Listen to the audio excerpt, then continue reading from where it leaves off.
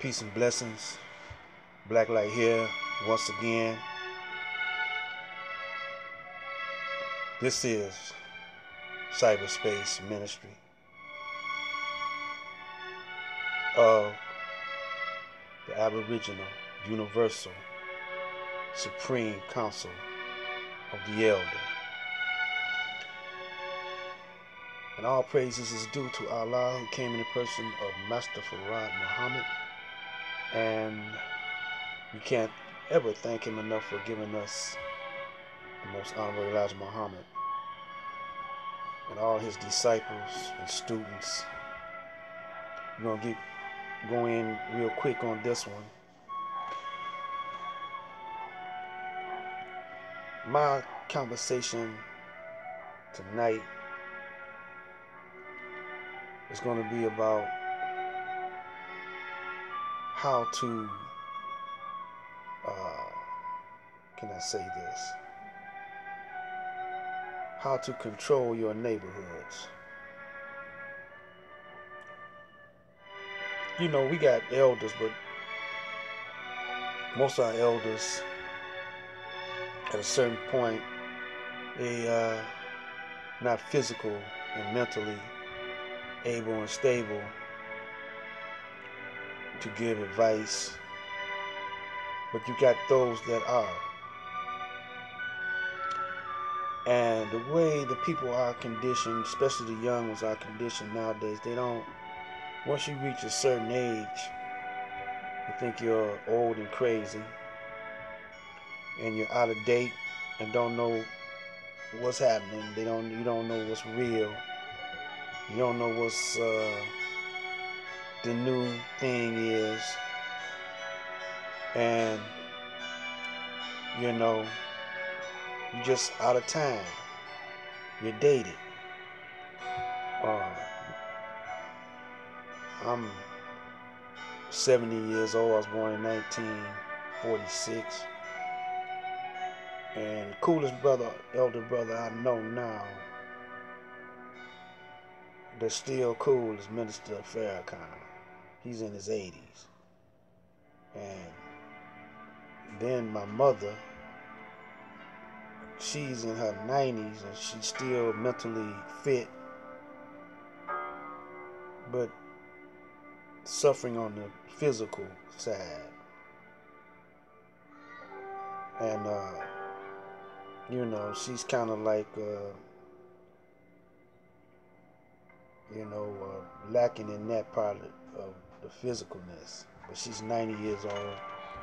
My great grandmama lived to be 101, I believe, and her great grandmama lived to be, or her grandmama lived to be, my grandmama's grandmama lived to be 103. And my daddy, he passed away in 2011, and he was older than my mother. He was in his 80s when he passed away. But my father, he drank and smoked for a long period of time. But he was a very wise man. I was fortunate enough to have my mother and father stay together, you know, for 60-some years, you know. And it's a different situation when I was coming up. Even though both of my mother and father worked, I could stay at home when I was 8 years old. But they taught me how to cook, sew, iron, everything. And nowadays they would get put in jail for me being home alone. But I was an obedient son. And if my mama was at work, she'll call from at the job and tell me, you can go outside, but be in when the street lights come on. I'm going to call back and see if you're in there. And if I wasn't there, when she get home, because she came home a couple hours later, and if I wasn't there when she called, she know that she was going to whip my butt. They whooped butts back in them days. Teachers even whooped butts, you know. The next door neighbor could whoop your butt, or they could tell your mama on you, and she'll whoop your butt. it was like a little village. Back in them days, it took a village to raise,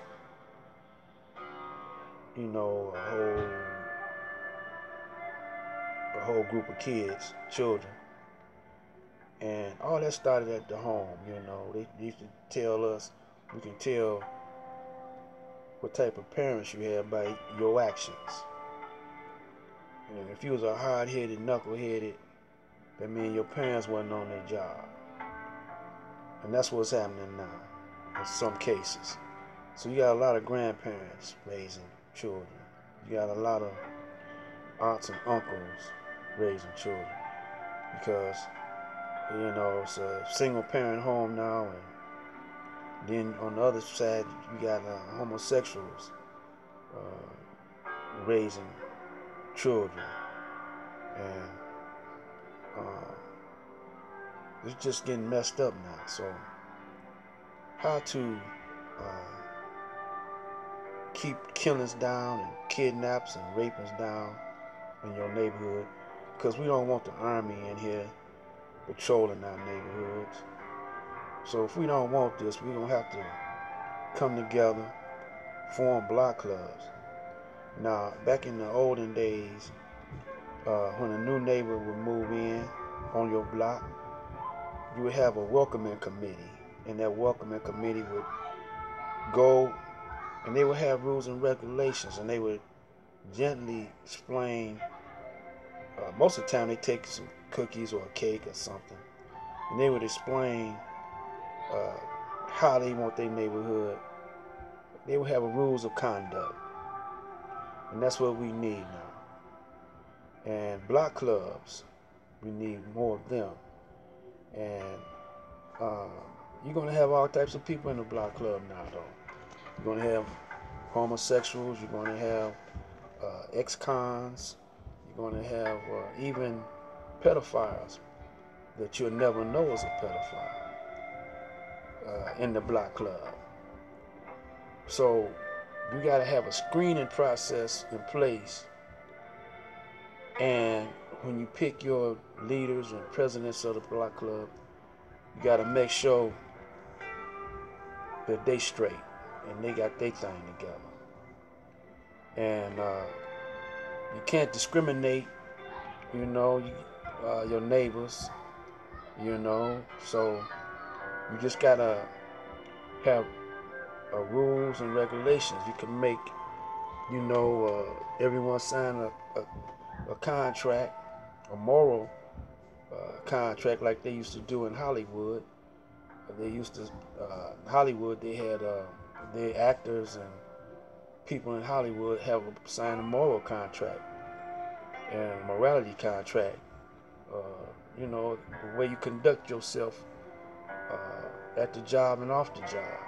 We can do that at your block club. You can hook it up any kind of way you want to, and as long as if a person's gay and whatever, as long as they follow those rules, everything is cool. If a person is an ex-con and you don't want no drugs on your block, and he got to be in the block club, maybe they don't want to be in the block club. Okay, so if they don't want to be in the block club, they still got to follow the rules, or you can get them out of there.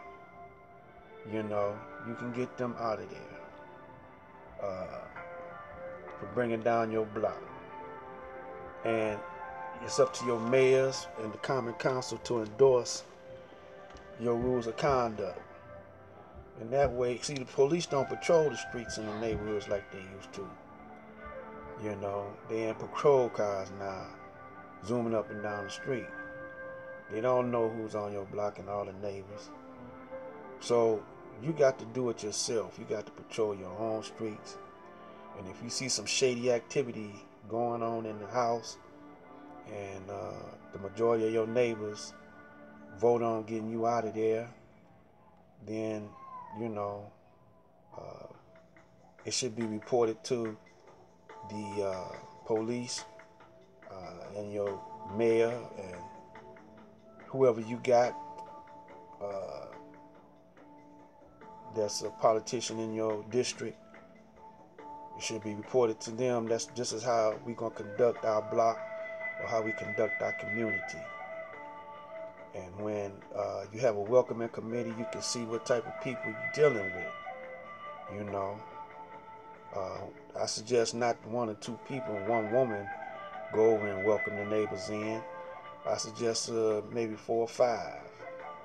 You know, go over there and sit down and invite them to your meetings or whatever. If they refuse, that's cool. They're not obligated to do that.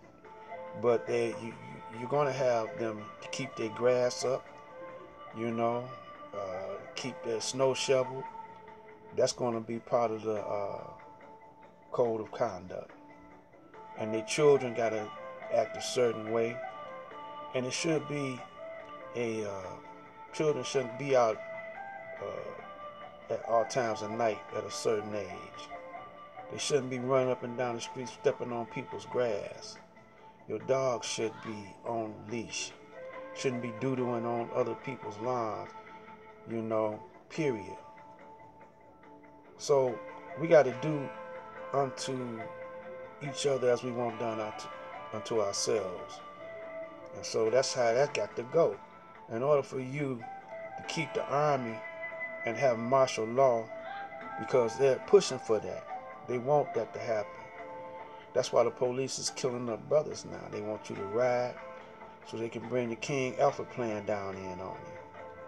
So when they bring that King Alpha plan, that's martial law. They're going to bring in the army to patrol your streets. And then it's going to be like Iraq over there in Afghanistan. They're going to be doing urban warfare on you, guerrilla warfare on you. They want this to happen so they can try out their shiny new weapons on you. They got all kind of weapons they could try out. So you're going to have to, you know, control some of these bad baby kids the best way you can. It's going to take a whole village to do it. It's going to take a whole neighborhood to do it. The elders are going to have to implement this and be the counsel to the youth. And then you're going to have to start trying to pull your resources together, buy back some of them vacant lots, some of them empty factories and buildings, and try to put something in it to add income to your neighborhood. You know, manufacturing something, you know, like solar panels or windmills, other modern day scientific technology, you know, to add dollars to your community other than dope and stuff like that. So this is the Black Light saying peace and love. And think about it when I'm talking about. You know, instead of arguing about the history, think about the future. Think about what's happening now, what you're doing now. You know, I got a garden, you know, harvesting, and I'm going to get a garden and I'm going to sell people vegetables and fruit. I'm going to get me a grape vineyard and try to get beehives. You know, I'm going to go back to nature, you know, to healthy food. So, peace. Black Light out.